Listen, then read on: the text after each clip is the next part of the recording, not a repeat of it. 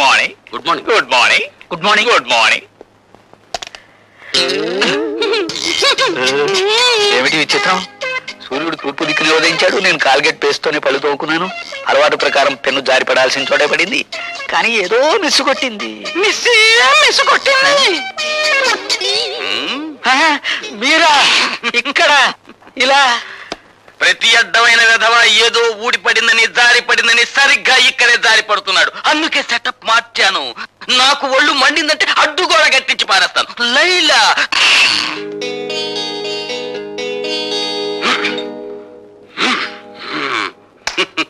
లైలా నిర్భయంగా ఉండు.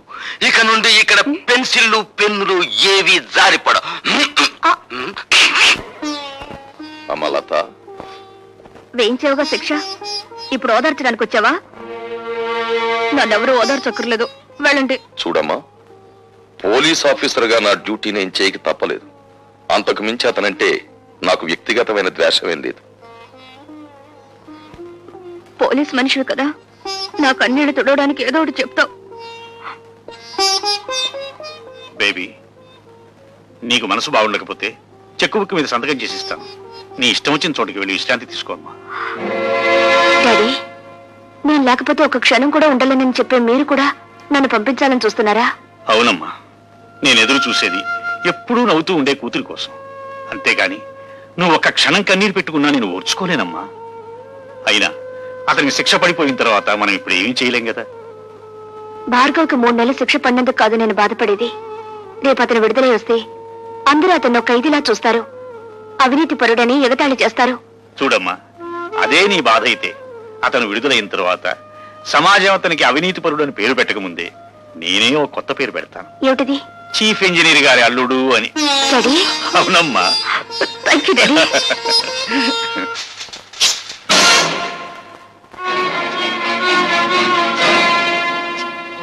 గురి తప్పిందా? చంపే బాబు, చీల్చే ఈ గుండెల్ని.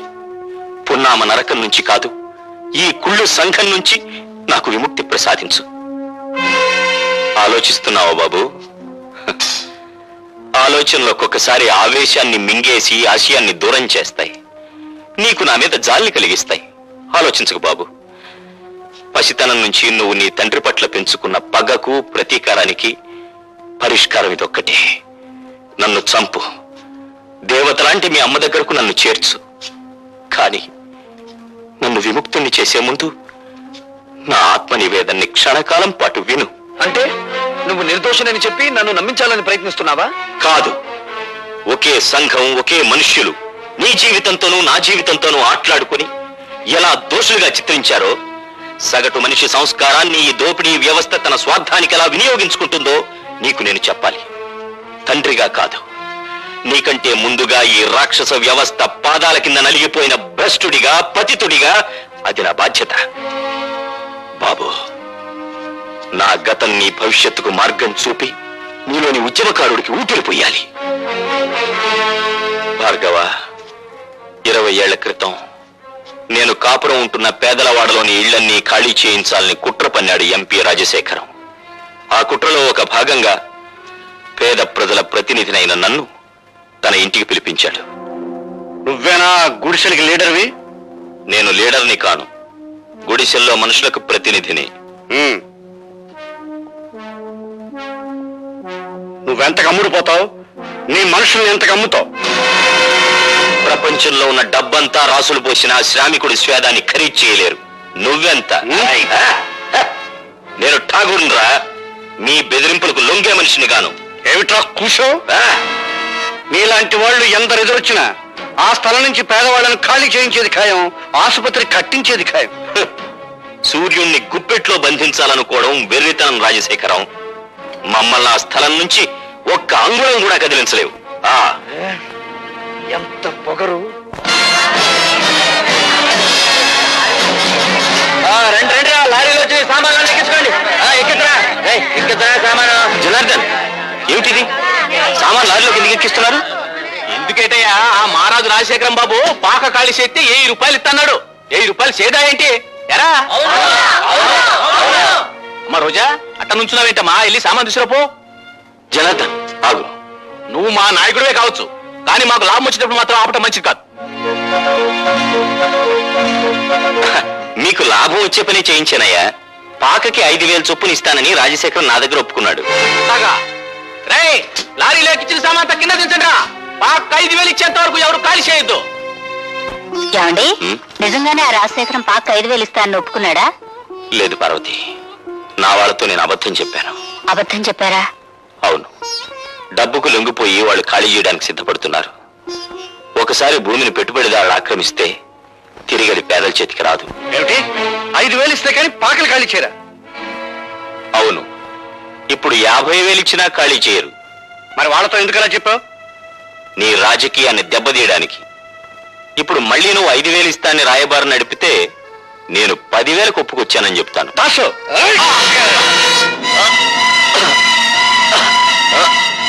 వీడిని మర్డర్ చేసి కాలంలో పారేనా?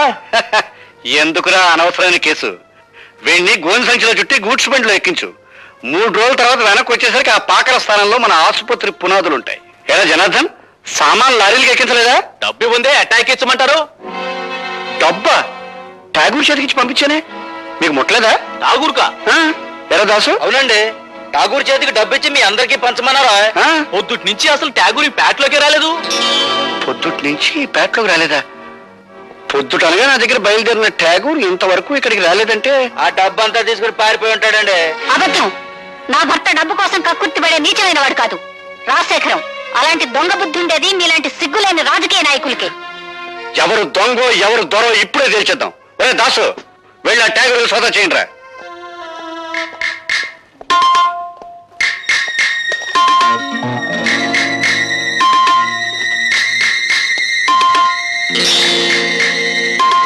ఇదిగోనండి డబ్బు. ఏరా, ఇప్పటికైనా అర్థమైందా మీ నాయకుడి నక్క బుద్ధి? డబ్బింట్లో దాచేసి రాత్రి రాత్రి పెళ్ళం పిల్లలతో దాటేద్దాం అనుకున్నాడు. ఇలాంటి నాయకులు నమ్ముకుంటే మీ బతుకులు కుక్కల పాలవుతాయి. ఇదిగో జనార్దన్, ఈ డబ్బు ఇంటికి 5,000 చొప్పున నువ్వే పంచేయి. అట్లాగే బాబు. మరి దొంగ డబ్బు దాచిన వాళ్ళు ఏం చేయమంటారండి? ఇంకా ఏం చేస్తారు రా, మోట ఇంటిని తాలెట్టండి, తర్వాత వీళ్ళిద్దరిని కొట్టి తరివేయండి.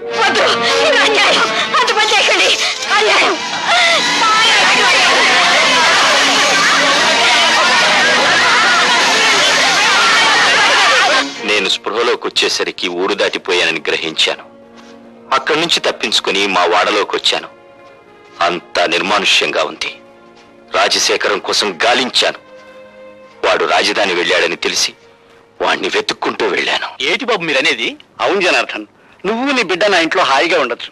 ఇది సిటీలో నా గెస్ట్ హౌస్. మా పాకలు ఖాళీ చేయించినందుకు మా మీద ఎంత అభిమానం చూపిస్తున్నారు బాబు. రాజశేఖరం, నా భార్య బిడ్డలెక్కడా? బతికుంటే ఏ వీధుల్లోనో అడుక్కు తింటూ ఉంటారు, చచ్చుంటే వల్లకాట్లో ఏ నక్కలో వాళ్ళని పీక్కు తింటూ ఉంటాయి. నీ దుష్ట రాజకీయంతో పేద ప్రజలకి, నా భార్య బిడ్డలకి అన్యాయం చేస్తావా? నిన్ను బ్రతకనిస్తే ఇంకా ఎన్నో కుటుంబాలు నాశనం అయిపోతాయిరా. అందుకే నిన్ను చంపి పేద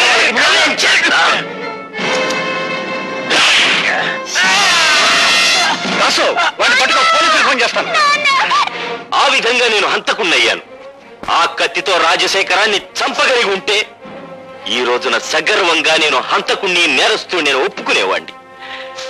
కానీ నా మూలంగా జనార్దన్ చనిపోయాడు. అతని కూతురు అనాథ అయింది బాబు. నాన్న,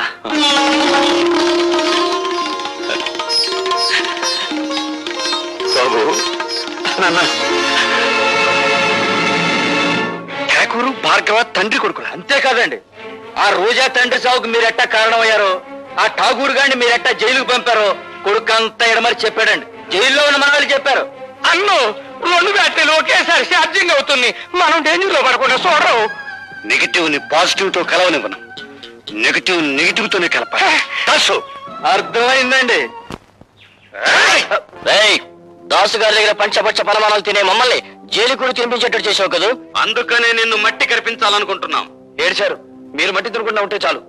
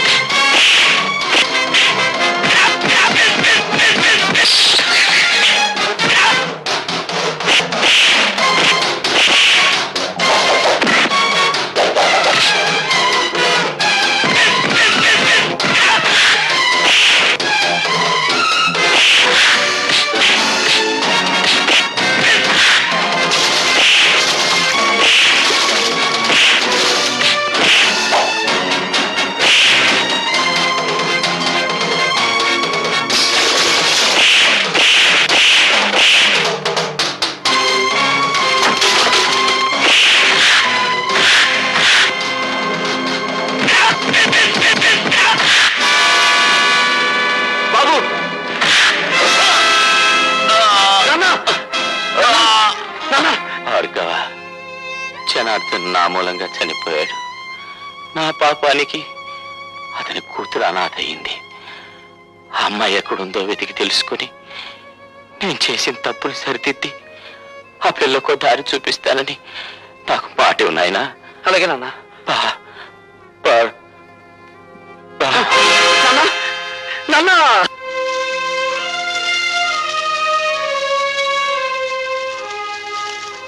కన్నీళ్లు పెడుతున్నారా సార్? ఊరుకోటి సార్. పోలీసులు కన్నీళ్లు పెడితే ప్రజలు నవ్వుతారు. ఇదే శ్మశానంలో ఒకప్పుడు అన్యాయంగా చంపబడ్డ నా తల్లి శవానికి దాన సంస్కారాలు చేశాను. ఇప్పుడు ఇదే శ్మశానంలో దారుణంగా చంపబడ్డ నా తండ్రి చితికి నిప్పంటించాను. ఈ అన్యాయాలు ఇలా సాగిపోతూనే ఉంటాయి. అయినా మా రోదన మీకు వినిపించదు, మా ఆవేదన మీకు కనిపించదు. బట్ మిస్టర్ డీసీపీ, ఇప్పుడు కన్నీళ్లు పెడుతున్న ఈ భార్గవ జైలు బయటకు వచ్చేసరికి భార్గవ రాముడవుతాడు.